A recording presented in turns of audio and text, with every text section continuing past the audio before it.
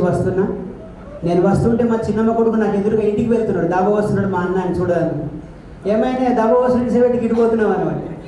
అరే నాని, అది మనోళ్ళు ఉన్నారు, బావలు అన్నలు ఉన్నారు, చూసుకుంటారు, నా ఆత్మ అంతకి ఇక్కడ ఉన్నది, పోయి వస్తాను.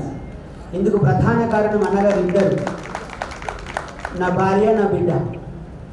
నా బిడ్డ అయితే పొద్దున్న లేచి నుంచి 10 సార్లు ఫోన్ చేసింది, దావా దిగు పో, దావా దిగు పో. తను మీలాగే స్టూడెంట్ వేడు, ఇంకా ఖచ్చితంగా పోయి రావాలి, ఎక్కడెక్కడి నుంచో వస్తారు, ఒక్క మాట ఒక్క అరగంట పోయిరా, వాళ్ళ జ్ఞాపకం ఉంటుందని నన్ను విపరీతంగా ప్రోత్సహించి మీ అందరి సమక్షంలోకి తీసుకొచ్చి నిల్చుండబెట్టింది. అందుకు నా బిడ్డకు రుణపడి ఉన్నది. మా ఆవిడ కూడా డాబాదే ఉన్నది, ఏమైతే డాబాదే కట్టారు, పో పో అందోలేసింది. ఎంత ఆనందంగా ఉందో నాకు. అసలు వెళ్ళాలనిపిస్తలేదు కానీ తప్పదు, ఎందుకంటే బంధుమిత్రులు పిలిచాను, వాళ్ళకి భోజనాలు చూడాలి, కుటుంబ పెద్దగా నా బాధ్యత ఉంది. ఈ అవకాశం ఇచ్చిన మీ అందరికీ ధన్యవాదాలు తెలియజేస్తున్నాను. ఎన్నో జ్ఞాపకాల దొంతరలు ఉన్నాయి బిడ్డ. ఫస్ట్ బ్యాచ్ నాకు, అంతకంటే ముందు బ్యాచ్ ఆ తోపారం శంకర రమేష్, తోపారం రమేష్ వాళ్ళ బ్యాచ్, మీకంటే సీనియర్, 3 నెలలే ఉన్నారు వాళ్ళు నాకు. తర్వాత ఫ్రెష్ బ్యాచ్ మీరే.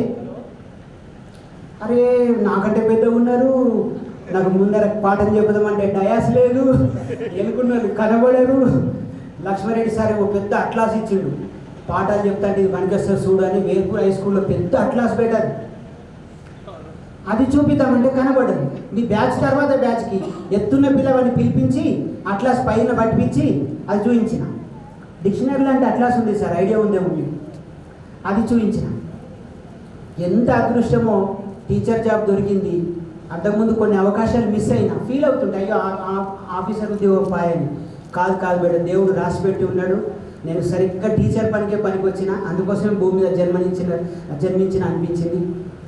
నన్ను పూర్వకాలంలో సమాజం అంతా వ్యవసాయం వైపు వెళ్తున్నప్పుడు నా చదువు కోసం తన జీవితాన్ని త్యాగం చేసిన మా నాన్న ఇప్పటికీ కూడా కూర్చుంటే తీరం పట్టదు మా అబ్బాకు. వద్దే నీ కాలు మొక్కితేనే, కొన్ని పైసలు ఇస్తేనే అంటే కూడా లేదు, తోటలకు పోతుంది బిడ్డ. పనియే దైవంగా భావించే మా అబ్బాకు చాలా రుణపడి ఉన్న బిడ్డ.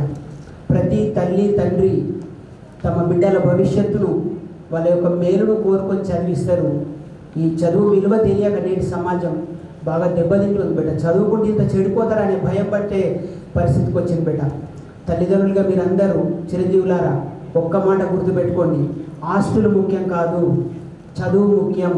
మీ పిల్లల ప్రవర్తన, ఎందుకంటే చుట్టూ చెత్త వాతావరణం ఉంది, జాగ్రత్తగా ఉండండి. మీరు ఎంత పనిలో ఉన్నా రోజు 10 నిమిషాలు మీ కుటుంబంతో గడపండి. దయచేసి మీ పిల్లల ప్రవర్తనలో వచ్చినటువంటి మార్పును గమనిస్తూ ఉండండి. ఇది మనం చేయాల్సిన పని, ఇంతే, ఏం లేదు. మీరు నమ్మండి, మా బాబు నన్ను జూనియర్ లెక్చరర్ అయినాక కూడా కొట్టాడు. ఉట్టి కొట్టుడు కొట్టలేదు, కొట్టే చెంపకు దద్దులు వచ్చినాయి. రాత్రి 10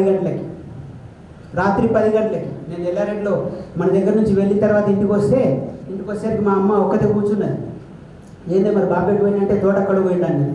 ఈ రాత్రి పోయి ఏం చేస్తాడని బాబు రాయంటే కోపంలో ఉన్నట్టున్నాడు, అలిగిపోయిండు.